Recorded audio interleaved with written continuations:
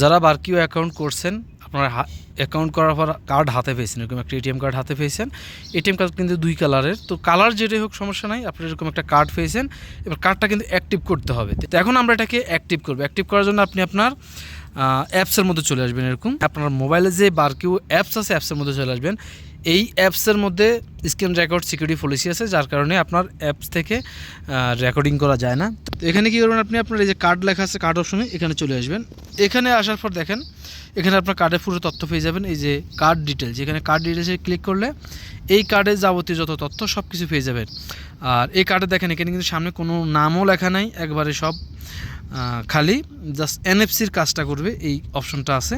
আর পিছনে যদি আসি আমরা, দেখেন এখানে কোনো সিভিভি কোড বা কার্ডের যে নাম্বার এগুলো কিছুই নাই। কার্ডের যে লাস্টের সাইডটা ডিজিট আছে সেই সাইডটা ডিজিট আছে, আর নামটা আছে, বাস আর কিছু নাই। তো এখন এখানে জাস্ট আমাদের নামটা আছে আর কার্ডের লাস্ট 4টা সংখ্যা আছে, মানে আমাদের কার্ডের ডিটেলস আমরা কিন্তু ওই অ্যাপস থেকে বের করে নিতে হবে। সেই জন্য আমরা এখানে চাপ দেবো। এখানে চাপ দিলে আমাদের এখানে দেখাবে। তো এখন আমরা এটাকে অ্যাক্টিভ করবে। কার্ডটাকে অ্যাক্টিভ করার জন্য দেখেন এখানে দুইটা সিস্টেম আছে অ্যাক্টিভ করার জন্য। তো এখানে আমরা প্রথমে দেখেন এখানে ট্র্যাক ইউর কার্ড অর্ডার, মানে আপনি যে কার্ডটা অর্ডার করবেন এই অ্যাপসের মাধ্যমে করা হয়। এটা আমরা আগের ভিডিওতে দেখলে পেয়ে যাবেন। তো এই কার্ডটা আপনি কোথায় আছে সেটা ট্র্যাক করতে পারবেন। আর আপনি যদি জানেন যে হ্যাঁ ইয়েস আই ডিড, মানে আপনি কার্ডটা হাতে পেয়েছেন বা কার্ড আছে, সেক্ষেত্রে আপনি অ্যাক্টিভ করবেন। তো অ্যাক্টিভ করার জন্য একটা হচ্ছে কার্ডের পিনকোড দিয়ে আপনি অ্যাক্টিভ করুন, আর একটা হচ্ছে জাস্ট আপনার মোবাইলে যদি এনএফসি সিস্টেম থাকে, মোবাইলের পিছে আপনি কার্ডটা এভাবে ধরবেন, ধরলে আপনার এটা অ্যাক্টিভ হয়ে যাবে। তো যেটা আসলে বর্তমানে যেহেতু বেশিরভাগ মোবাইলের মধ্যেই এনএফসি সিস্টেম আছে এবং কার্ডের মধ্যে এনএফসি আছে, আমরা এই জন্য এনএফসি দিয়ে অ্যাক্টিভ করব। অ্যাক্টিভ করার জন্য জাস্ট আমরা ইয়েস আই ডিড এখানে আমরা ক্লিক করলাম।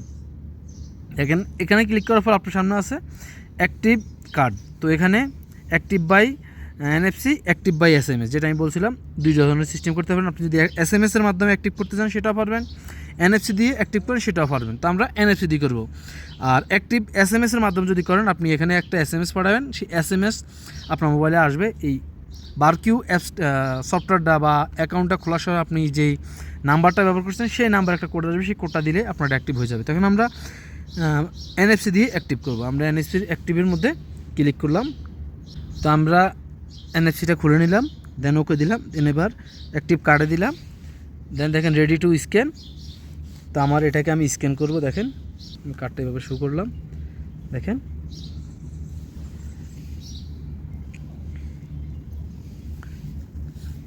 এবার আমার দেখেন এখানে কার্ডটা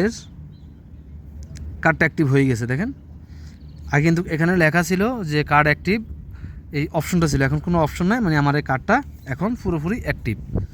দেখেন এবার ট্রানজ্যাকশন হিস্ট্রি, এখানে আমার নো ট্রানজ্যাকশন, আমি কোনো ট্রানজ্যাকশন এই পর্যন্ত করি না, যেহেতু আমার পুরো নতুন অ্যাকাউন্ট এবং কার্ডটাও নতুন। দেন আপনার কোনো কারণে যদি এই কার্ডটা হারিয়ে যায় বা এই কার্ডটা কোনো ড্যামেজ হয়ে যায় বা কার্ডটা চুরি হয়ে যায় বা কার্ড থেকে অটোমেটিক টাকা কাটে, সেক্ষেত্রে আপনি জাস্ট কার্ডটা ফ্রিজ করতে পারবেন। তো ফ্রিজ করার জন্য দেখতে পাচ্ছেন ফ্রিজ অপশনে ক্লিক করবেন। ফ্রিজ অপশনে ক্লিক করার পর আপনার সামনে এরকম আসবে ইয়েস, আপনি জাস্ট ইয়েস দিলে আপনার কার্ডটা ফ্রিজ হয়ে যাবে। আর যদি কার্ডের সেটিং দেখতে চান, কার্ডের সেটিংয়ে যাবেন। সেটিংয়ে যাওয়ার পর এখানে দেখতে পাচ্ছেন যে অপশনগুলো আছে, এগুলো আপনি দেখে নেবেন সর্বোচ্চ কত টাকা লেনদেন করতে পারেন।